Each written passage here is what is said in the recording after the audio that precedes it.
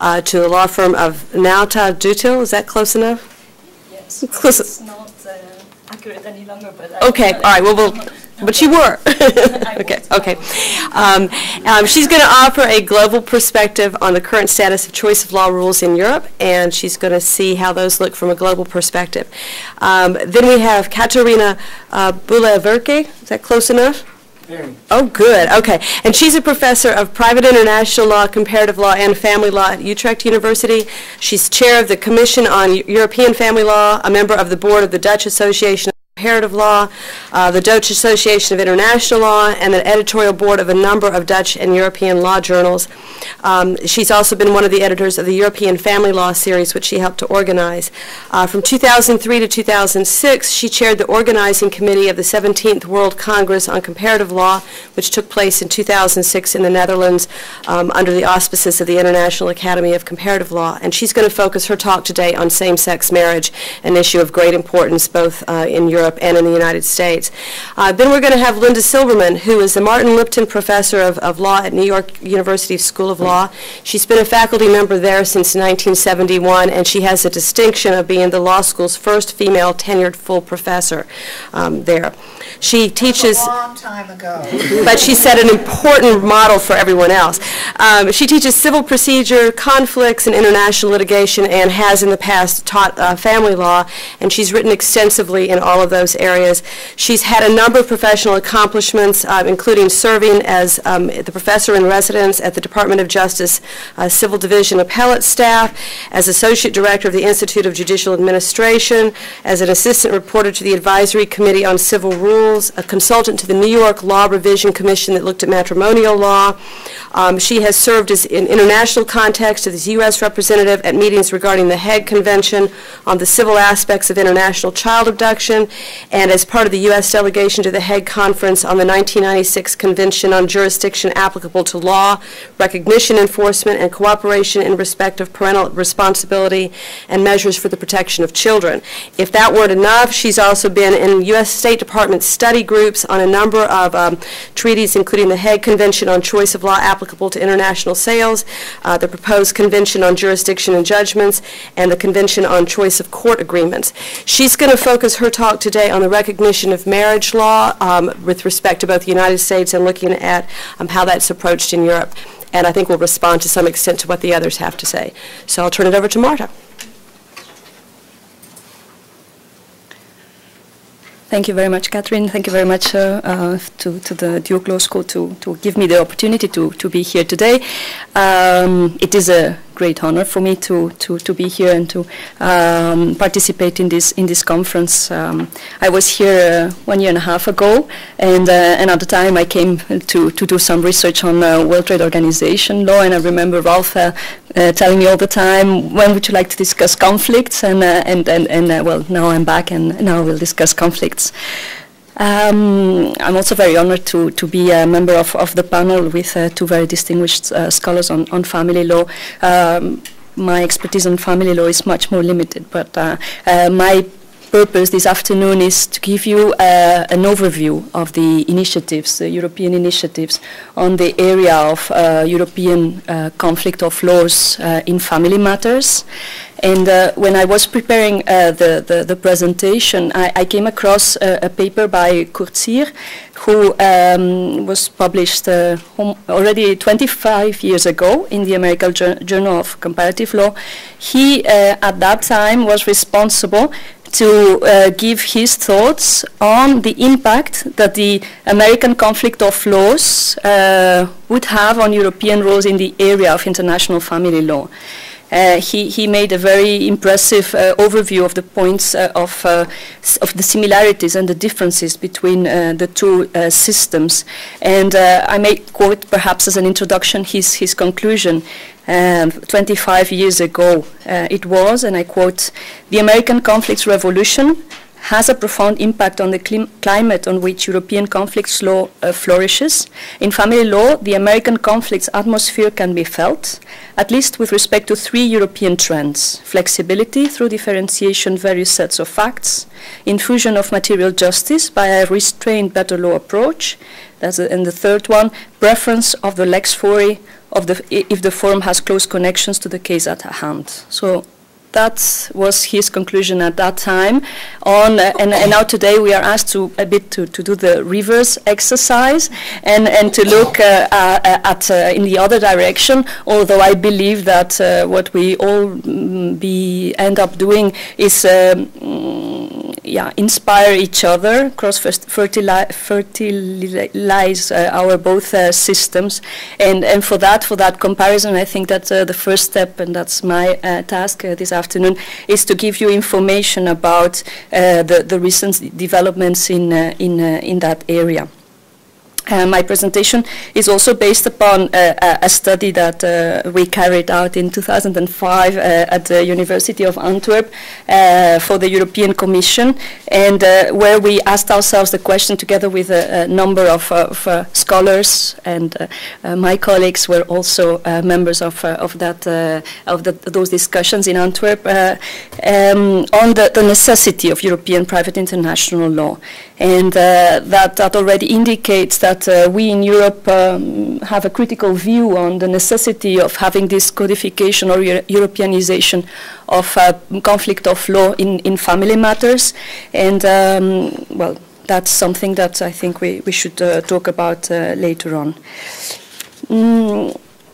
About this area and about Europe dealing with it, I have to tell you that it is quite impressive, the amount of legislation that has been produced by the European community or that is on its way in this specific area. Especially if we take into consideration that this is a complete new area, because it's only since the entry of the Treaty of Amsterdam in 1999 that the European community gained some competences to deal with this area. What we see now is that there are many proposals on the table. Perhaps if you look at the outcome, what has been realized, what has been achieved, it's not that impressive, but if the number of proposals that are now on the table are finally achieved, then we will have Europeanized choice of law in divorce, custody, maintenance, perhaps even matrimonial property and succession. So that's quite impressive. So in that way, and I make also a reference to the title of the conference, it is true that we could speak about a new European choice of law revolution, at least from a quantitative point of view. That's it's clear that we have a revolution in terms of sources, and it was also said this morning. Now the question to see is whether those European developments can possibly be exported and whether the methodological choices that we make in Europe is something that we have to be proud of. Okay, so let me give you some specific information about these European projects. And the first thing is, as a preliminary remark, tell you that this Europeanization that is going on in these different areas of family law, and that's quite paradoxical, is not in itself an objective of the EC Treaty. So, in fact, these European developments are driven by the instrumental role conferred to the choice of law rules in the regulation of the internal market. And perhaps one could draw a parallel with the US approach to choice of law from the perspective of the constitutional constraints. And so that's the way how we approach this area as well.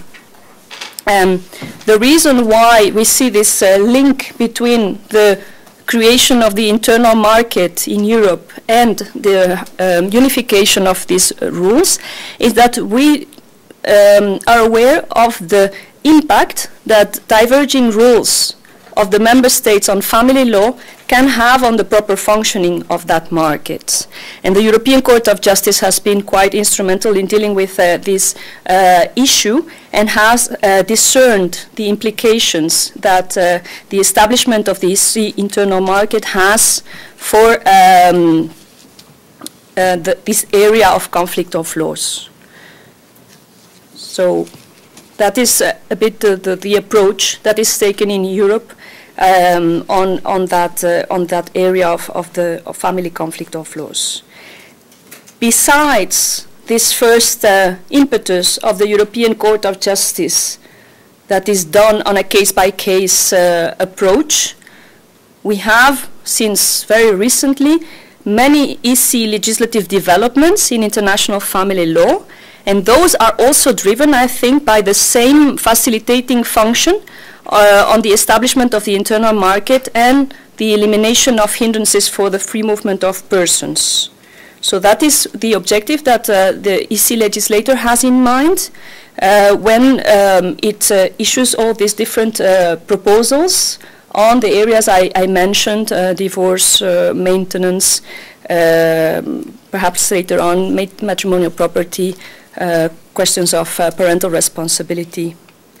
Okay, so bearing that in mind and knowing that it's not an objective per se, but it's only an instrument to get to this creation and to this establishment of the internal market, when we look at the outcome, we see that perhaps not right now, but in 10 years' time, we may have a Europeanization, and in terms of comparison, we would say a centralization or federalization, even if that word is not very much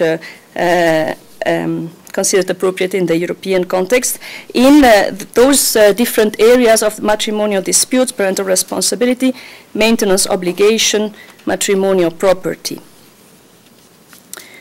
So having said that, and with that overview of what is happening in this area in the European community, what I would like to do next, as in the second part of my presentation, is to focus on two specific features of those European developments that may be interesting from this comparative approach. The first one, the first element that strikes me as being characteristic of this Europeanization of conflict of laws is the comprehensive approach that is taken by the EC instruments. So much in line with the way how modern Hague Conventions have addressed international family law, the EC approaches areas as like maintenance or like divorce as a whole, and it deals together with conflicts of jurisdiction, conflicts of applicable law. And so this conference focuses on the aspect of the applicable law, of the conflict of laws, but what we see is that perhaps in the European context, this global approach to this international family law prevails more than it does, I believe, in conflict of laws in the US. I think that this approach is something to be taken into consideration, and perhaps also it is a positive evolution, because the two aspects are intrinsically connected. If you have, for example, a discussion like the one that we have right now in Europe about the role of the lex fori in questions like divorce or maintenance, I think that it's very difficult to have this discussion without taking into consideration the jurisdictional framework of these conflict of laws, because it makes an enormous difference of having lex fori in the current context of the Brussels II bis, and that is the instrument that deals with matrimonial disputes right now in Europe, and that offers a whole range of alternative factors of jurisdiction, and therefore opens up the floor to forum shopping, than dealing with, for example, lex fori in a more limited context where, for example, the only relevant criterion would be the habitual residence of the parties of the spouses.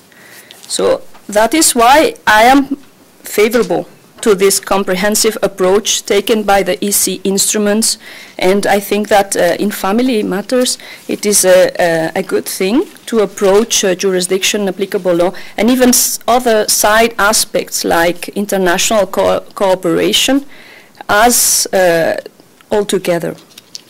That is the first specific issue that I wanted to point out. The second one is to draw your attention to the interest that we have right now in Europe about the parties' freedom to choose the applicable law. So party autonomy is not any longer only an important issue in contract and obligations in general and torts. We had a discussion this morning about the role that party autonomy should play in torts. But we see that this discussion is being extended to the family area. And I think that here we can also make the comparison with the US, where in fact the factor of the protection of the justified expectations is one of the elements that is taken into consideration in the as choice influencing considerations. But from that perspective, seeing that there is a parallel to be drawn on the two sides of the Atlantic on that specific area, then, well, the only thing that I would like to point out is that right now in Europe we seem to evolve, but this is still something to be checked, because these instruments have not crystallized in positive law. We see a very clear tendency towards party autonomy, and I heard some critical remarks about that this morning, because there would always be the interest of one weaker party that would be involved. And so perhaps this is something that we have to comment on, because we see that this is a clear element coming up as to the law applicable to divorce, where party autonomy could play an important role, and even for maintenance cases. And this is not only in the specific level of European instruments, but also in some national codifications, we see some possibility of having party autonomy in maintenance cases. So, from our perspective, we could ask ourselves the question, and this is perhaps for our American colleagues to confirm or reject, whether this increased role of party autonomy in European law could foster a parallel trend in the US framework of the better law approach interest. Thank you very much.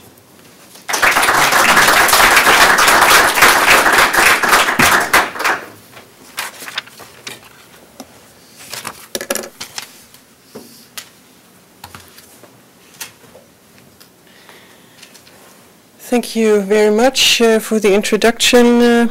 And as you heard, I will focus on a very specific subject, that is the recognition of same-sex relationships within Europe. The question is, of course, is a revolution going on? Let me start, just have a look whether this works. Yes. Let me start with two simple mobile cases, as Linda Silberman has labeled these cases where parties are validly married or in a partnership in a certain country and only later move to another country. We take these cases into account, and I will provide later on an answer to these questions. Well, which issues will be addressed? I intend to address within the next 20 minutes these subjects, and I hope I will finish even before 20 minutes. I have only 15 minutes. Well, before doing so, I would like to stress that currently in no other field of law it can be so clearly demonstrated that there is a very close interrelationship between substantive law and private international law, and therefore I shall provide a very brief overview of the situation in the 27 member states. All three member states belonging to the northern part have introduced the registered partnership, and with regard to Sweden, it should be mentioned that currently the possibility to open up marriage for same-sex couples is being investigated. In the 8 member states which belong to Central Europe, the vast majority of the jurisdictions have enacted same-sex registration schemes. In Belgium and the Netherlands, even 2 institutions are available, marriage and registered partnerships. In the jurisdictions belonging to Southern Europe, Spain is taking the lead. nearly in all the autonomous regions in this country now, nearly all the autonomous regions in this country now have some form of registered partnership, and since 2005 Spain has become the third country in Europe to allow couples to celebrate their same-sex relationship in the form of a marriage. In 2007, the Italian bill faced considerable opposition. Eventually, it was dropped, and we see from this overview that in Greece, Malta, and Cyprus, no legislative activities are currently being undertaken. In Eastern Europe, Slovenia, the Czech Republic, and very recently Hungary joined the club, whereas a proposal to introduce registered partnerships in Poland was rejected in 2005. And in particular, the Baltic states strongly object to the legal recognition of same-sex relationships. In Latvia, even a constitutional ban has to be overcome.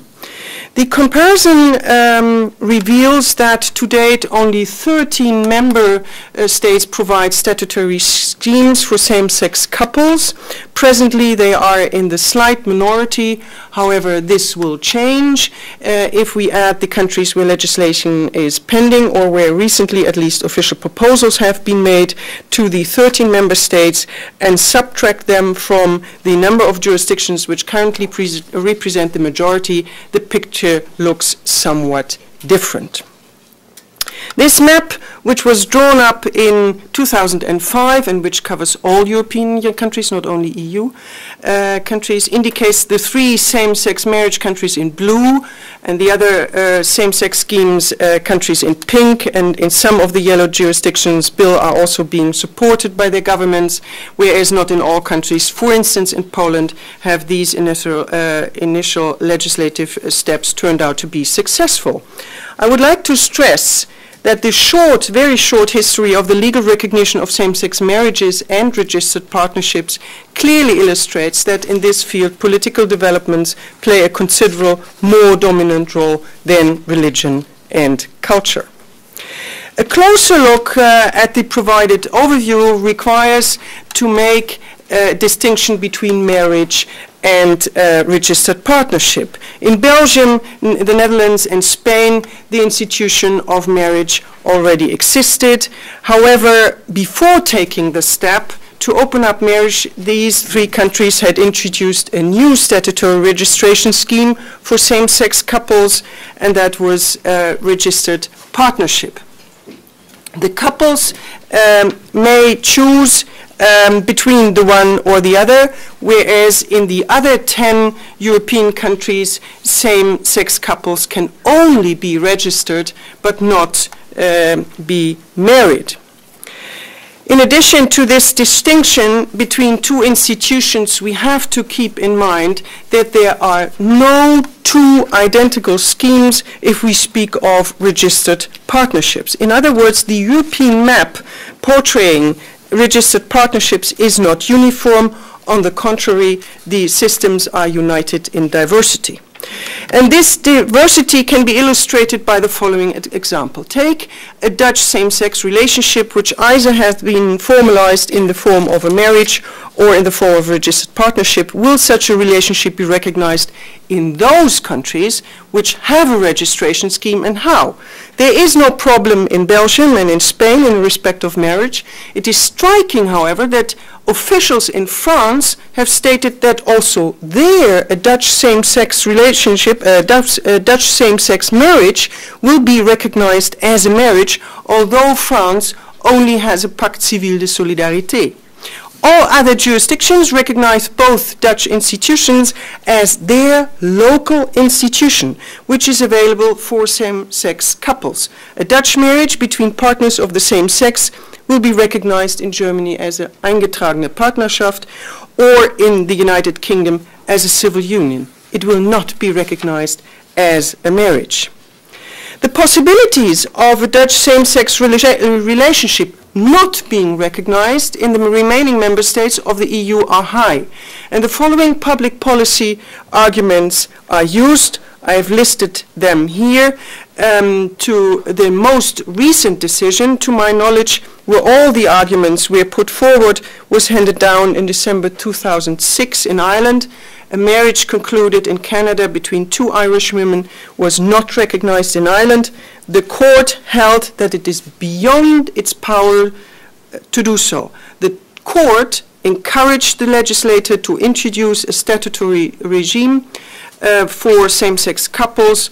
However, all these public policy arguments listed here are also used when a same-sex marriage is only recognized as a civil partnership, as was the case in Kitzinger and Wilkinson. And in this case, the High Court of London recognized their Canadian marriage only as a civil partnership. In the Irish decision, Justice June rightly observed that there is no discernible pattern which is apparent from the approaches taken in the different jurisdictions. And this will not change in the future. Further litigation will take place, and the outcome of this litigation is clear. The picture will remain colorful and diverse. Well, what about the recognition of same-sex marriages and registered partnership lawfully entered into, for instance, the Netherlands? Generally, if they conform to the lex loci celebrationis, they will be recognized. In respect of registered partnership, additional requirements must be fulfilled, and I will not repeat them, and they are on your outline, and I listed here. So additional requirements must be fulfilled if a foreign registered partnership will be recognized in the Netherlands. Well, with this in mind, I would like to make an attempt to qualify the different approaches. In terms of private international law, non-recognition leads to limping relationship. We know that this is a problem.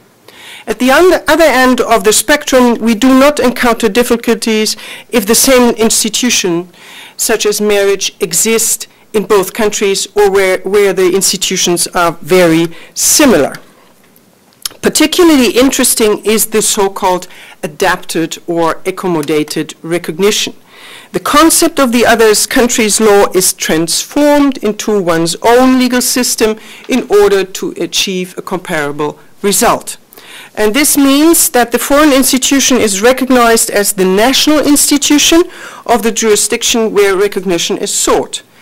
This can either lead to an upgrade or a downgrade. And this depends on, first, which institution is to be recognized, and second, where the institution is to be recognized. A same-sex marriage concluded in the Netherlands, Belgium, and Spain will be downgraded in England and Wales to a civil partnership, whereas a German eingetragene Lebenspartnerschaft will be upgraded in Belgium to a marriage. In the overall discussion of same-sex relationships, specific European rights are also to be taken into account. I've already referred to the human rights enshrined in the European Convention on Human Rights. And an additional route may be followed within the European Union. Only among the member states can the right to move freely within EU territory play a role. If a case concerning the non-recognition of a status obtained in one of the member states will be brought to the European Court of Justice in Luxembourg, the chances are high that the free movement of persons principles will play a dominant role.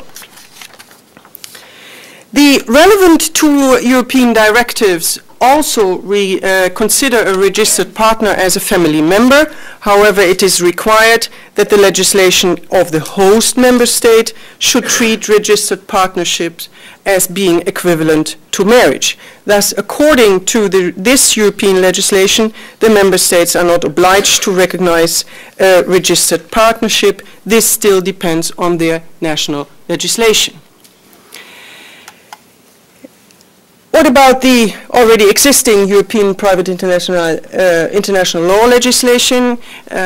Marta spoke about what already is in force and what will become effective. The Brussels II bis regulation is only applicable to marriages. The uniform rules cannot be applied to other formalized relationships. If the dissolution of same-sex marriages will be requested, the courts in Belgium, the Netherlands, and Spain most likely will, however, apply the rules of the regulation. And in the current discussion on about the amendment of the Brussels II bis, it is submitted that also the place where a same-sex relationship has been formalized should be included in the number of jurisdictional grounds. However, new regulations are prepared, and in July 2006 the first step was taken in the form of a green paper for matrimonial property, and there all private international aspects are addressed. But at this stage it is absolutely not sure whether this regulation will also include the property regimes of same-sex relationships. Well, in this context, it should be mentioned, a quotation of the EU Commissioner for Justice should be mentioned. It came as the governments of the Baltic states and Poland ruled against legalizing homosexual marriages. He said, well, under Article 13 of the EC Treaty, we have the power to combat all forms of discrimination, and consequently, in his view, states which continue to discriminate against homosexuals and which deprive them of marriage or legal unions will not only be subject to sanctions, but eventually to expulsion from the EU. Well, I doubt whether the latter will ever take place, but however, this statement demonstrates that political pressure is very strong. Under the auspices of the International Commission on Civil Status, finally, which was concluded in September of last year, a definition is provided of a registered partnership, and it will not come as a surprise that the application of the Lex Loci Celebrationis is favored. Currently, 13 out of the 16 member states of the ICCS which could ratify this convention are EU member states. Well, this brief intervention illustrates that the two mobile cases are resolved somewhat differently. The Dutch same-sex marriage will be recognized in Spain, whereas the dissolution of the eingetragene Lebenspartnerschaft cannot take place in Austria. Germany must provide the forum. Well, this is the consequence of the lack of any cooperation so far in Europe. And in summarizing the European approach regarding the cross-border implications of same-sex relationships, it is evident that to date the issue does not belong to those fields where the Europeanization of private international law is currently taking place. It is all left to national legislators and courts. We can probably speak about a revolution in the substantive law, in the substantive debate, but in the field of conflict of laws, no revolutionary solutions have so far been adopted. On the contrary, traditional concepts are applied in those countries which allow couples to legally formalize their same-sex relationships. The rules require that the couple must either have their residence in the state of celebration or that the partners do not face an impediment to such a relation according to their national law or the law of their habitual residence. Second conclusion is that the member states of the EU apparently missed the opportunity to coordinate their national legislation.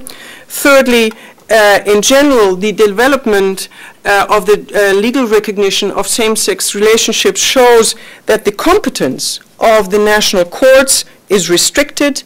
They have neither allowed the formalization of same-sex relationships, nor have they recognized same-sex relationships concluded abroad if specific statutory rules are lacking.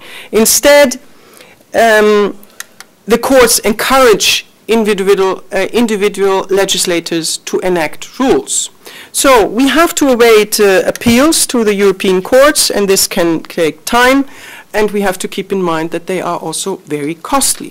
Finally, even if uniform private international law rules would be enacted, differences will remain. As a result, only if all member states either up marriage to same-sex couples or introduce a formal relationship that is similar to marriage, the inherent problems will be resolved. Today, this latter suggestion might be a utopian idea, but only 8 years ago, who was able to predict that same-sex partners would be allowed to marry? Looking at the American debate, we are confronted with a variety of different approaches and regulations, such as the federal DOMA, the mini-DOMAs of many states, different same-sex relation schemes in the form of marriage, only a few, or civil unions and domestic partnership acts, which are available in 21 states. And these legislative measures do not stand alone. They are assessed within the framework of the federal Constitution's full faith and credit clause, the right to travel, and public policy consideration. And giving advice requires, however, a thorough description and analysis of the American situation, which has been done in 2006 by Peter Hay in his contribution to the 17th International Congress of Comparative Law. So the whole issue also in the United States, and you probably know it much better than I do, is highly controversial. And like in Europe, the political dimension should not be underestimated. And Peter Hay, for instance, concludes that the resolution of the recognition of same-sex relationships will ultimately need to be a political one, as was the shift from fault to no-fault divorce. Moreover, I have the impression that the whole discussion in the US will heat up as election day approaches, and then more than likely will slow down again. Apart from a comprehensive analysis, which I have not provided, a comparison of both systems is required, although also this step is missing in my presentation. However, I'm inclined to ignore these methodological rules and to say at least the following. If states decide to address issues of same-sex relationship through legislation, they should keep in mind that the mobility of persons is increasing not only within the US but also outside this country. Conflict of laws or private international law questions are to be included in the same-sex marriage, civil union, or domestic partnership acts. Who, for instance, is allowed to conclude a civil union? Will an out-of-state or elsewhere concluded relationship be recognized? If so, under what conditions? Which requirements should be fulfilled? These are essential questions which need to be answered. In the Netherlands, for instance, the legislator was totally ignorant towards these considerations when introducing the new institution of registered partnership into Dutch family law in 1998. It took the Netherlands 7 years to enact the Private International Law Registered Partnership Act, and the number of articles, namely 29, illustrates how complex the issue is. At the global level, I would recommend that all jurisdictions, if possible, should contribute to the enhancement of the legal status of same-sex couples. The Hague Conference for Private International Law, to which, of course, the United States is a very active member state, should investigate the possibilities to either include these relationships into existing conventions via protocols or to adopt an international convention on the recognition of same-sex relationships. Both ways are an option in my mind. Given the fact that the preparation and final adoption of a Hague Convention takes a long time, and subsequently the average period within which a convention enters into force, this may take around 20 years. This is the reason for starting today. Thank you.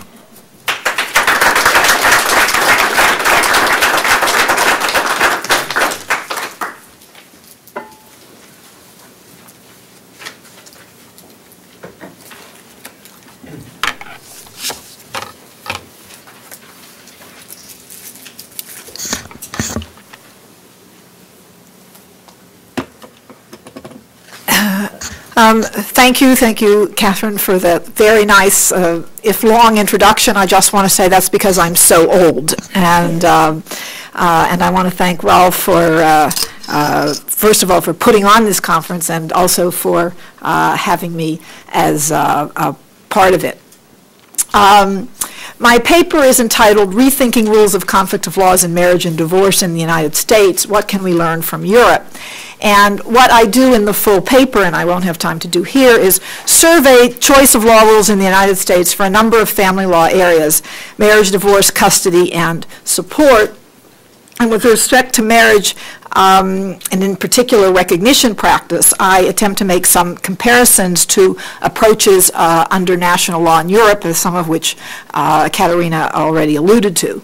As regards divorce, which Marta mentioned, I discussed the phenomenon of migratory divorce in the United States and how the choice of law process has actually broken down. And then I want to take a look at the proposals in Rome 3 for Europe to see if the approach there has some possibilities for the United States. And then the last part of my paper discusses how jurisdiction and choice of law rules operate in the United States in both custody and support matters. And of course, what's happening now is that the United States is now sort of a player on the international stage, which means they want to join various conventions. And we're going to see how the rules that the United States has adopted for itself won't quite work in these conventions. And so I want to just say a word about why that's so and what kinds of revisions you'll need to make in U.S. law. In the 15 or 20 minutes I have, I probably will only get to the first two topics, but I'd be happy to take some questions, and I really do just want to watch my time, so there's some time for discussion.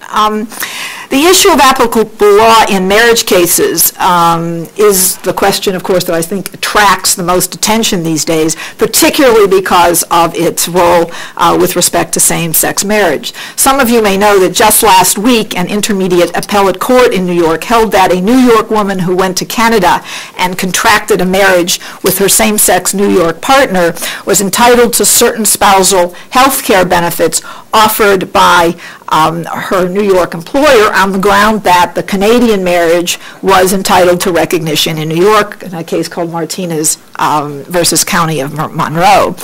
The court so decided, even though the New York Court of Appeals held in another case just a year ago, that the New York domestic relations law did not permit same-sex marriage and that kind of a classification was constitutional. The New York Intermediate Court applied the traditional choice of law rule that's adopted in many states and applied certainly outside the same-sex marriage context, that for recognition purposes the applicable law is the place of celebration unless it violates the strong public policy of the domicile of either party. Now, the court in the New York Intermediate Court said, well, there's no New York statutory provision that limits New York residents from contracting an out-of-state marriage, and thus there was no positive New York law that prohibited the marriage. Now, there are some old cases that could be said to support the appellate court's decision, but more modern approaches on choice of law with respect to marriage, that is one that takes account of regulatory policies and interests, would apply the law of the state where at least one of the spouses was domiciled at the time of the marriage and where both made their home immediately thereafter. I've written about this in some other situations, and that I think that the approach of the New York Intermediate Court, and of course this case is likely to still go up, has ignored the proper allocation of regulatory competence by extending Canadian policy to a situation in which it has no legitimate interest. Now, if New York's policy is indeed to permit same-sex marriages, then the legislator ought to change its law and not encourage parties who have no legitimate connection to Canada to travel there and evade what at least is presently New York's policy on same-sex marriage. You're making a grand distinction about people who can afford to go to Canada and those who can't. Now, I think most states in the United States would probably reach a different conclusion than what did the New York court. First of all, we have the Federal Defense of Marriage Act of 1996 makes it clear that a state is free from any constitutional obligation to recognize a marriage or judgment relating to a same-sex relationship. And so to emphasize that their own state policy is against same-sex marriage, many states have enacted these mini-DOMAs that establish positive law prohibiting same-sex marriage and expressly providing that the state will refuse to recognize marriages performed in other states. Now, one very big danger with such a provision is that they may prevent recognition not only of what I have characterized in some other writing as the evasion marriage, that is, the type of marriage involved in Martinez, where the parties have no connection with the state to which they go to enter the same-sex relationship. But they will also prevent what I characterize as the mobile marriage, that is, a marriage where parties resided in New York, in Massachusetts. That is, the parties resided in Massachusetts when they were married, but subsequently they moved to a state that has a mini-DOMA, prohibits same-sex marriage, and refuses to recognize that one as well. That is a better approach, it seems to me, what I have characterized in this paper as the back-end problem of marriage recognition, is one that's taken by some European states, and Katharina mentioned it. That is, marriage recognition being conditioned on whether the parties had some connection, domicile, habitual residence, nationality, to the state or the country where the marriage was performed. Now, so you have that kind of back-end regulation, which it seems to me will be the appropriate allocating kind of device. A second approach that limits the application of substantive marriage regulation to the relevant community is what I characterize in my paper as front-end regulation. And we have some examples in Europe where we find that the substantive requirements for parties to contract a marriage are determined by the law of their nationalities, or in some cases their habitual residence and domicile. It's also a common requirement in a number of European countries that a foreign national or resident present a certificate from the state of origin showing that there are no impediments to their marriage according to the law of that state. So under national law, in some European countries, these rules are applied to various impediments to marriage. I mean, it's not confined to same-sex marriage, but they've now been included to reach same-sex marriages and even civil unions. I mean, there are some differences in the national laws of various states, even where there are those kinds of requirements. Occasionally haven't even extended to civil unions. Now, in the United States, there are a few states that have these front-end marriage evasion provisions in their statutes. One of those is Massachusetts, which, of course, is the only state in the United States that actually permits same-sex marriage. But Massachusetts has two relevant statutes that, in some sense, limit the scope of the same-sex marriage rule to those cases where they have, it seems to me, the appropriate regulatory authority. The first of them prohibits the marriage of any party residing and continuing to reside in another jurisdiction if the marriage would be void if contracted in such jurisdiction, and if that's so, then the marriage is null and void, even under, if you will, Massachusetts law. A second statute requires the official issuing the marriage license to a non-resident to be satisfied that the person was not prohibited from intermarrying by the law of the jurisdiction where he or she resides.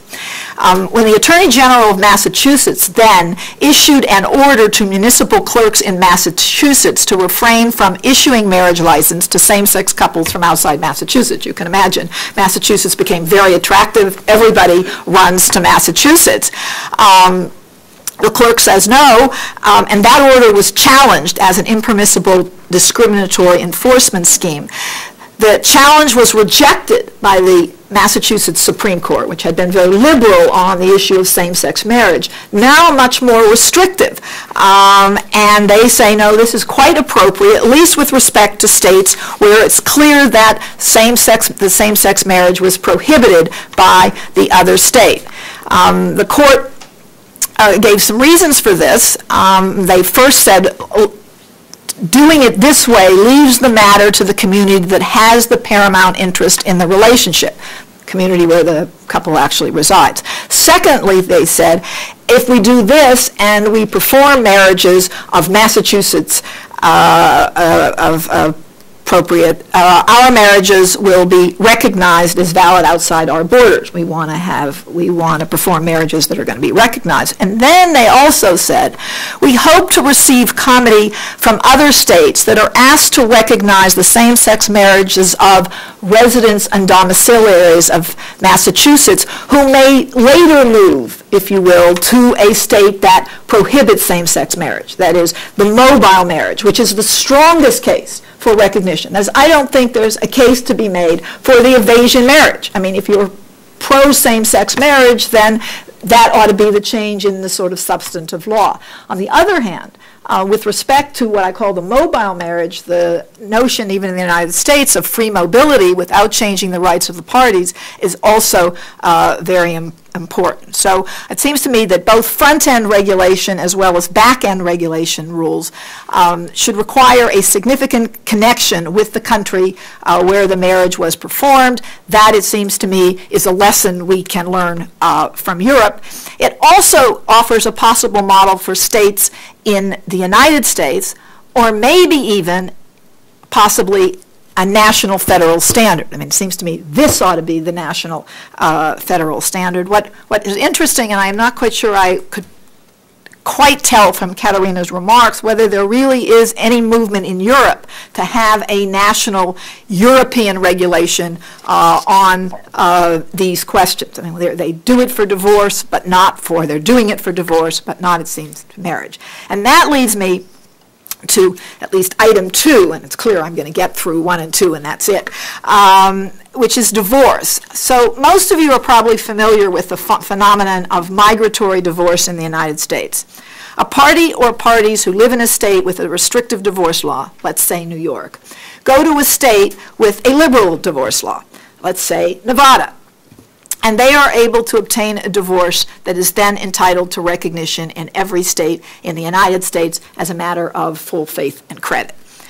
In this sense, any independence of choice of law to regulate divorce breaks down. That is, choice of law has really no role to play. And that's because in divorce cases, as you know, the choice of law process has really broken down. We don't have it. The form applies its own law. And so as long as the rules for obtaining jurisdiction over a divorce are relatively easy, one need only find a forum with a favorable divorce law. Now that's in part because in the United States, divorce is not treated as an ordinary transitory action. Jurisdiction is acquired over, if you will, the marriage, the thing, in rem jurisdiction, and the thing, the marriage, is said to be wherever the matrimonial domicile is, or more critically here, where either of the parties is domiciled. That's a regime that led Justice Jackson in his famous dissent in the Williams case to say that we allow settled family relationships to be destroyed by a procedure that we would not recognize if the suit were one to collect a grocery bill. So if domicile were to be given any significant meaning, or if jurisdiction were limited to matrimonial domicile, then allocating jurisdiction to the state of domicile and then saying forum law, i.e. the place of domicile, would offer a sensible approach. But in fact, at least in the United States, domicile is often a charade, and a party who cannot get a divorce under New York law can go to Nevada, establish a residence, stay for 6 weeks, allege an intent to remain, obtain the divorce under favorable Nevada law, and then return to New York. And that marriage, or I guess I should say that divorce, will be recognized in every other state as a matter of full faith and credit. Now, a party who doesn't appear in the action, that is, in the ex-party divorce, the stay-at-home spouse can challenge the question of domicile, but there doesn't seem to be any federal or constitutional standard of domicile, and the state's definition will usually be upheld. And if the defendant actually appears in the action, as one does in the bilateral consensual divorce, then the party will be barred from later challenging the basis of jurisdiction.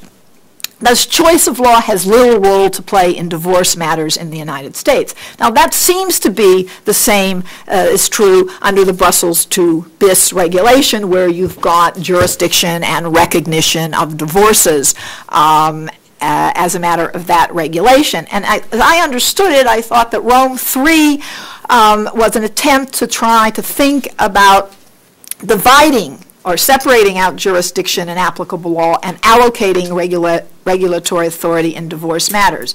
But in the end, I don't believe it provides much of an independent role for choice of law either. Rome III, or the proposal for Rome III, provides for applicable law in two different situations, where the parties agree and in the absence of choice by parties. Marta alluded to the issue of party autonomy. In the case of party autonomy, Rome III requires that the law selected must be one that has a connection to the parties, but it also includes the law of the forum.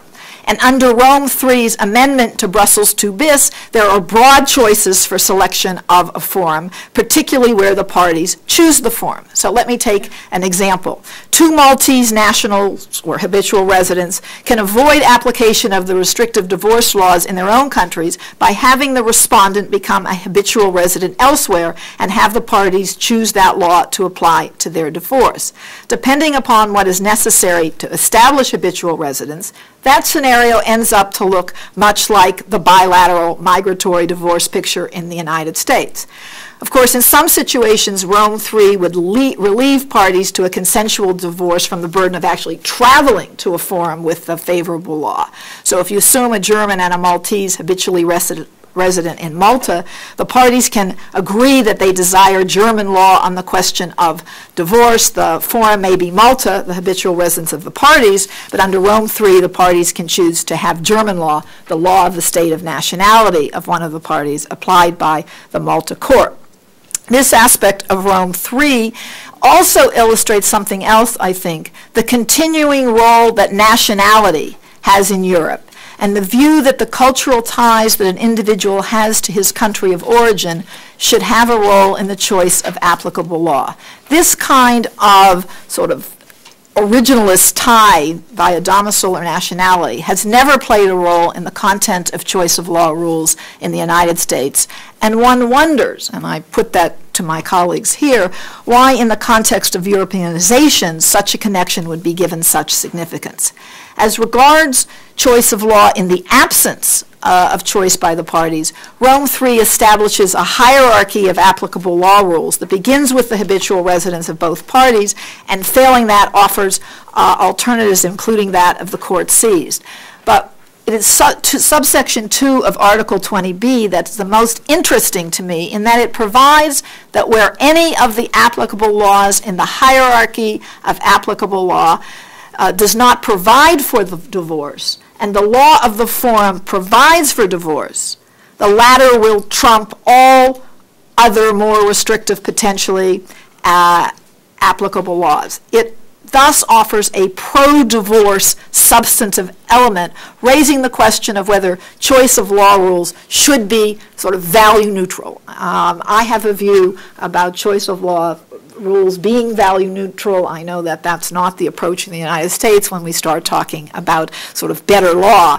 But again, I think Europe offers us a number of possible interests. My own view would be, if you wanted to have choice of law play an important role in the divorce cases, you would have a commitment to something like the law of the matrimonial domicile. I don't say that's a good idea. The notion of more restrictive divorce doesn't seem to be attractive. The political will and the social and cultural situation now doesn't really sort of demand that. But if you really care about allocating appropriate authority, it seems to me you wouldn't go the route of Rome III. So I'm interested to see what sort of reactions there are to that. Thank you.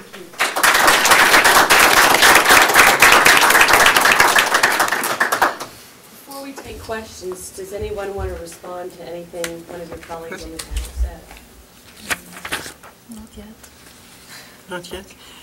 Well, you specifically posed the question whether there is a European, a general European approach in establishing a recognition on same-sex for same-sex couples. That is not the case. That is not the case. And there's no movement in that direction, is it? Well, there was in 1993, there was a recommendation of the European Parliament that homosexuals should not be discriminated any longer, and that this should be implemented in all the member states. And based on this recommendation, many member states finally decided to introduce a same-sex regulation scheme. But that was it. But on the private international law, on the recognition, well, we have to make a distinction between the substantive level and the cross-border level. And at the substantive level, there it was said, well, the recognition also, their relationship should be recognized as a relationship which entails rights and duties and the legal status. So that is the situation. yes, sir.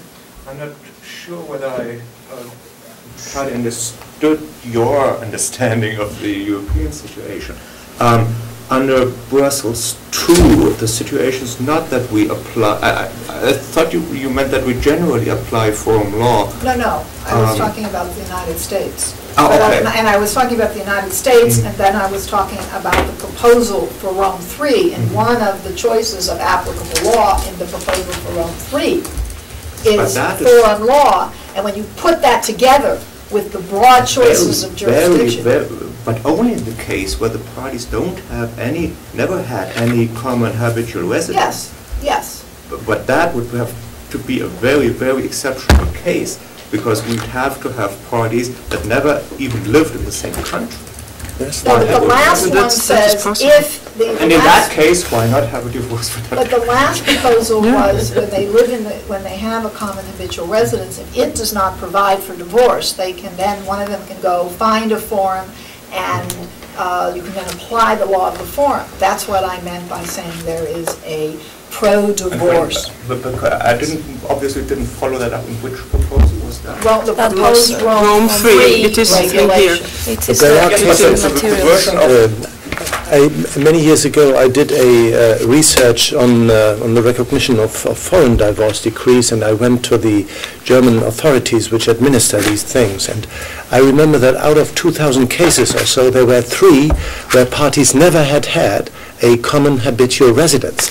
They spent their lives on airports or somewhere, I don't know. And I think in these cases there is no other possibility. If you want to give them the chance of divorce, it should be the lex fori of the court which is seized by that.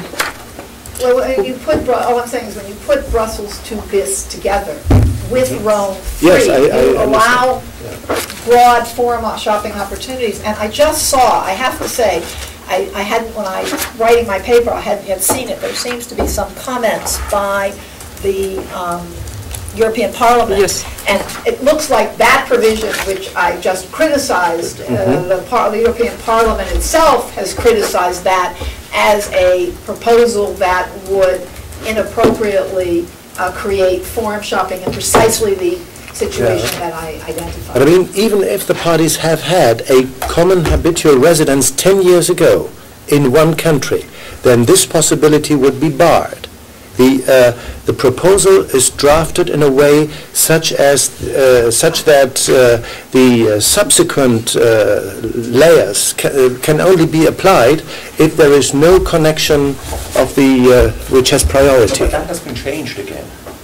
Well, that's the point. It was a hierarchy, Mm-hmm. and at least in the situation where when you go down those rules and they do not permit divorce, you can then go. No. Excuse me. Let's look together at the version of. Article Or 20. failing that, it has nothing to do with whether there is a restricted divorce law. It's One year D. later. It's Which one? It's If you go to the 20B. next folder, You've got- 12 January 2007. No, it's the earlier one. It's the earlier one. The That's- earlier one is the one that Professor Basel and I was thinking of. But July if you go- 2006. Yes, but if you go one further, that's the 12 January 2007, the next proposal. They're the same, all tailing that. No. Then you go to page 7, where the law applicable pursuant to paragraph 1 does not provide for divorce, the law of the forum shall apply. That's right. And that's not failing that. So that is that's just the final found it. Yeah. So we I guess learned this- about European conflict of laws. But I guess this is probably due to the similar provisions in some member states, which give a privilege. For example, in Germany we have a rule, if the law applicable to a divorce does not allow for for divorce, and if one of the spouses is German, then he or she can claim divorce on the basis of German law.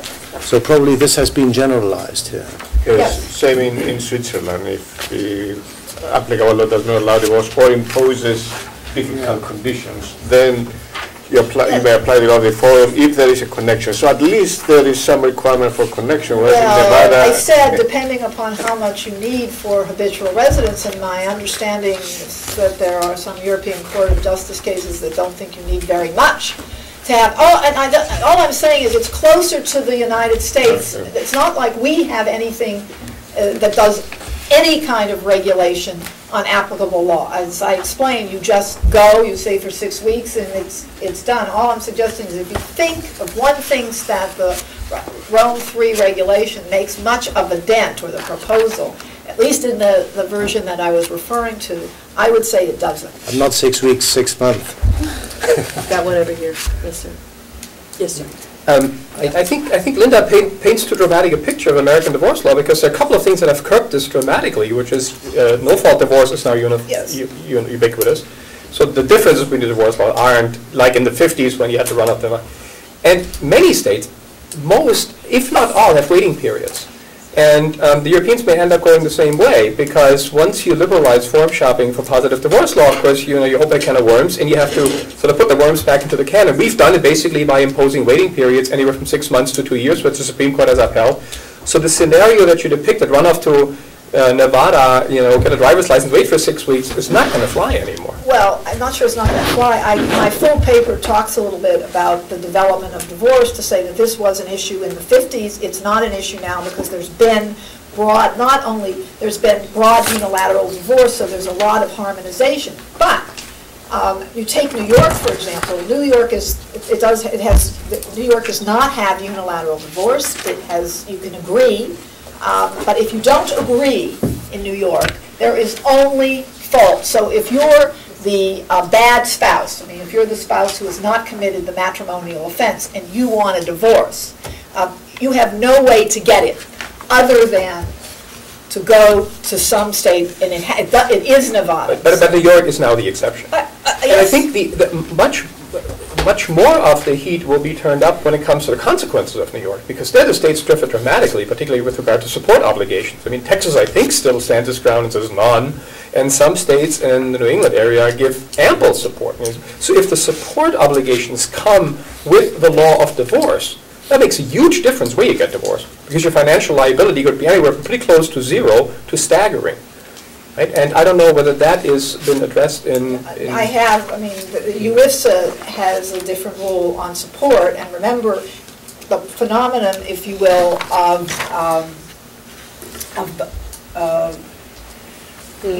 the divided divorce situation, where you can get jurisdiction in a divorce case, but you don't have jurisdiction. That is, in the ex-parte divorce case, you cannot go to Nevada and get a support order. You've got to get a support order with personal jurisdiction over the defendant. And indeed, the U.S. law under UIFSA, the Uniform Act, is that you use the law of the state of the debtor. That is in quite contradistinction to both the European rule as well as the choice of law provision that is in the new maintenance convention. The U.S. will have a few problems, a little bit of a problem with that, but the new support convention, the Hague Support Convention, does not have rules on direct jurisdiction. That is, that they don't purport to address that, just with respect to recognition. And there's a reservation and so on. So we're going to be able to accommodate, I think, UIFSA so that we can join the support convention. Yes, sir. Linda, or one of the other speakers, just looking at this section of 20B, the most recent one, that it says when none of the above paragraph, when the law applicable to paragraphs 1, A, B, C, or does not provide for divorce, the law. Do you know what's meant by does not provide for divorce? Means that nobody can get divorced, or these parties can't get divorced? I don't know. I read it, and perhaps erroneously, one of the reasons I was very glad to come here was I thought I would get some help about what this means. From the history of that provision, they were thinking about cases where they didn't allow divorce at all. Right. I see. Okay. Formerly in Italy and so on. Malta is still in Malta is still our problem. I used Malta as my example. Yeah. But now with the same-sex relationship, this raises a new question. But this easily could be read to mean that it's just that these parties can't get divorced, that they didn't fulfill a waiting or something or something. So I don't know, somebody may want to clarify. Yes, I would say that the purpose of this provision is indeed to favor divorce. Right. So I would also be inclined to interpret as the most liberal approach to divorce. So that means that if those parties are not allowed to divorce, then you can move further and so forth. That was the way I read it, but in the Swiss article, the whole phrase is does not allow divorce, or actually prohibits divorce, or imposes extraordinary difficult conditions. Right. So that suggests what the thing is, the situation where the law says no divorce, period, not to these particular parties, but no divorce is an institution. Yes. Yeah, we have a similar provision in the German National Law Act, Article 17, which is only applicable to German citizens which can't obtain divorce, and this is interpreted by the Federal Court of Justice in a specific way relating to these parties. So it's not necessary that there's no divorce at all, but that these parties cannot get a divorce. But on the other hand, the Federal Court of Justice has emphasized that this must not be misused to skip formal requirements in other states. So if parties can obtain a divorce by fulfilling certain waiting periods or something like that, they have to do this. They can't skip these hurdles by saying, oh, we're Germans, we want to have a divorce in Germany, because in Italy we would have to wait longer. So, and I think that this provision will be interpreted in a rather similar way.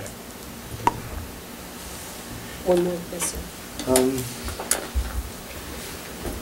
Katharina, you said at the end one would need a political decision for same-sex marriages. On the other hand, you said we have to wait for a ruling of the European Court of Justice. I personally would believe that the first statement, waiting for the Court of Justice, is probably more, well, I am more optimistic in this respect. I cannot believe that there will be many political decisions unless one of the European Supreme Courts will force politicians to think in this way. I mean, I think Article 18 of the EC Treaty, free mobility within the community, that provides a good basis. And once there is a court judgment on that, then politicians at the national level or at the European level, they will be more prepared to address this issue. But I guess it is still a very controversial issue, which, I mean, in the Eastern European countries, same-sex people are still in a minority position. They have to be afraid for their own safety sometimes, and so the issue would rather be how can we get such a ruling of the European Court of Justice, and I'm optimistic as far as Article 18 is concerned, but on the other hand, I think I remember a precedent on a European official of the European Community, where the court rejected to accept a Dutch... No, a Swedish. A Swedish, Yeah. yeah. Could perhaps you remember? Yes, that was a case brought before the European Court of Justice, and it was about whether a Swedish registered partnership should be recognized in the sense that the other partner would also get some certain allowances, which are to which one is entitled to if one is married, and this was not recognized, but. That decision finally was the reason why international institutions like the European Union or the United Nations institutions, that they have internal rules now by saying, well, registered partnerships are also recognized within our rules as spouses. So that's an internal consequence, so to speak. You rightly make the distinction between the national politics and the European politics. Well, if you look more closely towards the whole development, you see that in those countries where there is a left-wing government, or a left-wing government comes into place, that very often we see that something is happening in the field of recognition of same-sex relationships. We've seen that in Spain, very dramatically even. It started in the Netherlands. All of a sudden, it went on like this in Belgium. In Austria now we see something happening, and this depends on the political color of the parties and the government of the member states. So in that sense, one can probably think or argue in political terms. But, well, the European Court of Justice, of course, has a authoritative power to make decisions, and which then leads to legislation, I think. If I can comment on that, I think indeed that there are already some cases where the ECJ has stated that the recognition of civil status is an integral part of the mobility of persons around the community, and now that we have Article 18, is an integral part of this notion of European citizenship. So it is true that the recognition of same-sex marriage as recognition of status hasn't as such been recognized and acknowledged by the ECJ, but I think that this is something that should follow, and that should indeed belong to the notion of European citizenship, that the ECJ, because the ECJ has given to that Article 18 an added value in comparison to the free movement of persons. So I think indeed that if we ever have some case law of the ECJ, I would think that it would forecast that it would go in that direction. Excuse me, but am I right that when you contract a registered partnership in at least a number of states, take the Netherlands or some other states, that you do need some kind of connecting factor? I gather Germany does not. Is that right? It's I'm not sufficiently expert. Partnership. It doesn't. It says any. I guess they usually require some connection, but I don't know which. It does in marriage. I mean, it does in marriage. Yes. I know that, but yes. I think when they passed the same-sex partnership, whatever term you use, they did not put, strangely enough, that kind of connecting factor there, and it seems to me one of the reasons, if you will, recognition among the states of the Union is sensible, it seems to me, is because you've put a connection, and in fact you are creating what I have referred to as the mobile marriage, the mobile relationship, not the evasion Yeah. case. Well, the evasion case, I think, because the member states who introduced legislation, they require something like habitual residence or must be a national of this state and so on. So that's why the questions with regard to evasive cases do not arise in Europe. But if somebody does, I mean, Canada, for example, does not have a connecting factor, interestingly enough. And I'd like to know from my German colleagues here, I thought my reading of the German, not in German, was that it did not have the same impediment rule that it has for marriage, and I'd be interested in knowing if I'm right. Yeah, that's true. That was part of the idea that the German legislator had of this project, that this was a very progressive idea and that we would should not be impeded by foreign countries which may be more backward or something like that. And so one said even if a foreigner comes to Germany or two gay foreigners want to register the partnership in Germany, then we should be liberal and tolerant and allow that. So this was a deliberate political decision not to have any additional connecting factors. I hate to cut off the discussion, but I'm going to because we need to have time for a break before the next panel. Let's have a round of applause.